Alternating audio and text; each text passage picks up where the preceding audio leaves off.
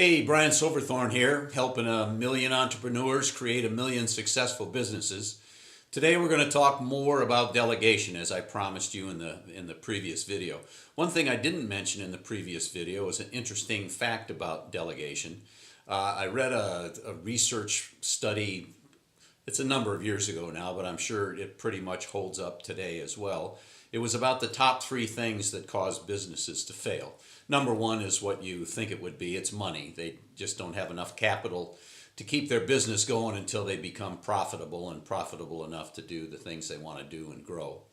And the third one is another one that's pretty obvious, is not paying attention to the competition or paying attention to the market. So things overtake you, the market changes, and you don't change with it. So that's one of the reasons, big 3, that businesses fail. But the second one is improper delegation, which means if you're not handing work off to the people in such a way that it gets done the way it's supposed to, that it has to be redone, which extends time, it diminishes trust, creates frustration in the workplace, can lead to inferior work products. So delegation is important, just as we discussed in the last video.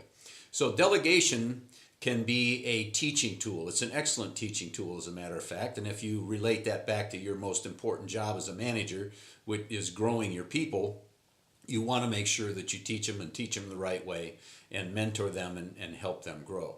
So when you're delegating something to somebody, delegate it in such a way that they're going to be successful.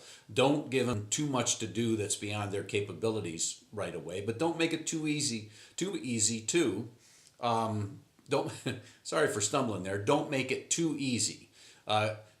Make them stretch a little bit, but let them know that you got complete faith and trust in them, that you know that they can do it, otherwise that you wouldn't be giving them the work. And when they're successful at that particular venture, then the next time you delegate work to them, you can stretch it even a little bit more. And eventually you've increased their capacity and grown their confidence. So when you give them work, make sure they're well suited to it. And you can give it to them in such a way, from a teaching perspective, you can say, listen, when I was doing this kind of stuff, or in my experience, the best way to complete this particular task is to do it this way. However, if while you're working on it, you figure out a way immediately or over time that you think you can do it better and faster, then come to me and let's talk about it. And we may find a better way to do it, and we can implement it on into the future. So let them know how to do it. Let them know that you've got faith and trust in them, that they can do it. Explain the steps that you would take were you doing the work or when you were doing the work. Let them know that they have the opportunity to think and observe and come up with good ideas. And as I mentioned in the last video, make sure you check on them, because one of my favorite business adages is never expect what you don't inspect. So that doesn't mean you need to stand on their shoulder, but you got to check in every now and then, make sure they're doing okay, keep them on the right path.